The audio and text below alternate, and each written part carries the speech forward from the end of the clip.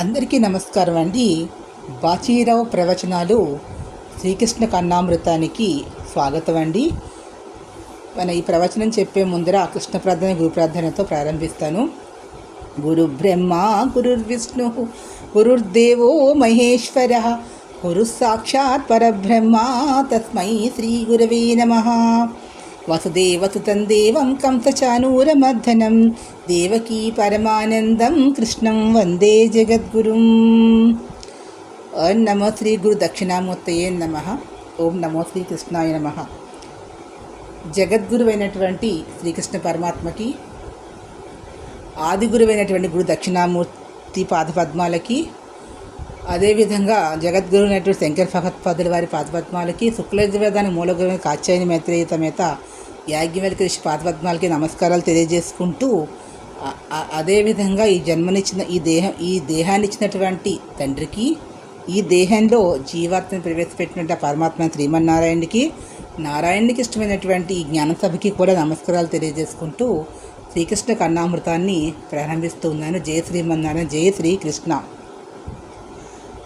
తరుణారుణ కరుణామయ విపులాయతనయనం కమలాకుచ కలసీభర విపులీకృత పులకం మురళీరవ తరళీకృత మునిమానసనలినం మమ కేలతి మధ చేతసి మధురాధరమమృతం. జయ శ్రీమన్నారాయణ, జయ శ్రీకృష్ణ. ఇక్కడ లీలా శుక్ల వారు చెప్తున్నారు, శ్రీకృష్ణ పరమాత్మ ఆ నలనయ్య, ఆ కన్నయ్య శరీరంలో ఉన్నటువంటి దేహంలో ఉన్న ప్రతి భాగము కూడా కవి అయినట్టు విలాసుకుల వారికి, కృష్ణ భక్తులైన విలాసుకుల వారికి చిత్రంగానే కనిపిస్తోందిట. ఇక్కడ అంటే ఈ సమయంలో చూసినటువంటిది మరుక్షణంలో మళ్ళీ కొత్తగా కనిపిస్తూ ఉంది. అంటే కృష్ణ పరమాత్మ యొక్క తత్వం అనేది, ఆయనకు లీలా విశేషాలు అనేటటువంటివి, అవతార వైశిష్ట్యం అనేది క్షణక్షణము కూడా క్రొత్తగానే కనిపిస్తోంది.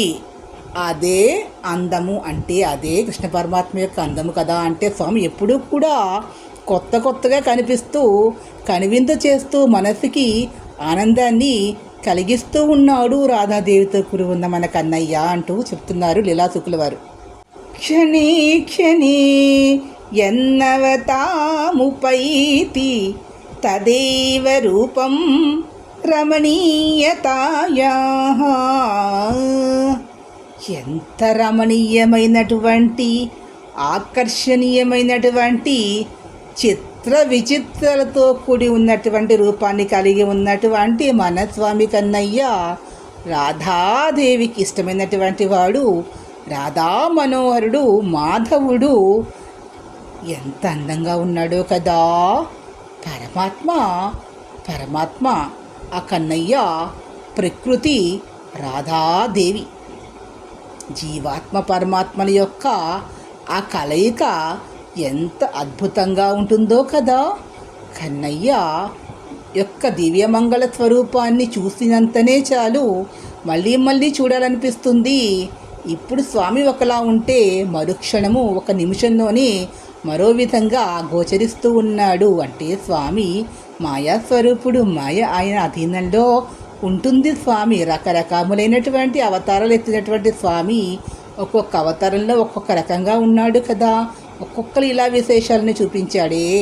అలాంటి స్వరూపాన్ని చూస్తుంటే అలా చూస్తూనే ఉండాలనిపిస్తోంది అంటూ లీలాశుకుల వారు కృష్ణ తత్వాన్ని, కృష్ణ యొక్క స్వరూప సాక్షాత్కారాన్ని మనసులోని నిక్షిప్తం చేసుకొని ఒక దివ్యానుభూతిని పొంది, ఆ అనుభూతిని ఇలా శ్రీకృష్ణ కన్నామృతము అనేటటువంటి కావ్యంలో రచన చేశారు లీలాశుకుల వారు. ఆ లీలాశుకుని యొక్క జీవాత్మ, ఆ యొక్క కన్నయ్య గోలోకంలో ఉన్నటువంటి రాధాదేవి కన్నయ్య ఇద్దరు గోలోకంలో ఉంటారు. ఆ గోలోకంలో ఉన్న రాధాదేవి, కన్నయ్య గోలోకంలో ఉంటే, ఈ జీవాత్మ గోలోకానికి చెందినటువంటిది. ఈ యొక్క లీలాశుకుల వారు గోరూపంతో గోలోకంలో కొంతకాలము నివసించి ఆ స్వామి యొక్క పాదాలను ఆశ్రయించి సేవ చేశారు. స్వామితోటే కూడి ఉన్నటువంటి వారు ఆ గోలోకంలో గోస్వరూపంతో ఉన్నారట. అలా ఉన్న లీలా శుక్ల వారు ఆయన భూలోకంలో ఏదో ఆ జీవాత్మ చేసినటువంటి కొంత కర్మ ఫలితం ఏదైతే ఉంటుందో ఆ కర్మ ఫలితానుసారము కూడా కొంతకాలము ఈ మానవలోకంలో ఈ మానవ దేహాన్ని స్వీకరించి భూలోకంలో ఉన్న లీలా శుక్ల వారు ఇక్కడ కూడా ఆయన తన యొక్క పూర్వజన్మ వల్ల కృష్ణ భక్తి కలిగి ఉండి పూర్వజన్మలో ఉన్న కృష్ణ స్వరూపాన్ని సాక్షాత్కరింప చేసుకున్నారు. ఆ గోలోకంలో తను స్వామికి అత్యంత సమీపంలో సంచరిస్తూ గోవుగా ఉన్నప్పుడు స్వామి యొక్క ఆ లీలా వినోదాన్ని ఆ యొక్క రాధాదేవితో కూడి ఉన్న స్వామిని ఆయన లీలా విశేషాలని ఆ ముగ్ధమోహన మనోహర స్వరూపాన్ని మనసులో నిక్షిప్తం చేసుకొని పూర్వజన్మ వాసనతో తిరిగి గుర్తు చేసుకొని దాన్ని శ్రీకృష్ణ కర్ణామృతంలో వర్ణన చేశారు లీలా శుక్ల వారు. ఈ వీడియో మీకు నచ్చినట్లయితే ప్లీజ్ సబ్స్క్రైబ్ మై ఛానల్. మరిన్ని కొత్త వీడియోలతో మీ ముందుకు వస్తాను. తప్పులు ఏమైనా ఉంటే కామెంట్ బాక్స్లో కామెంట్స్ తెలియజేయండి. అంతవరకు అందరికీ నమస్కారం.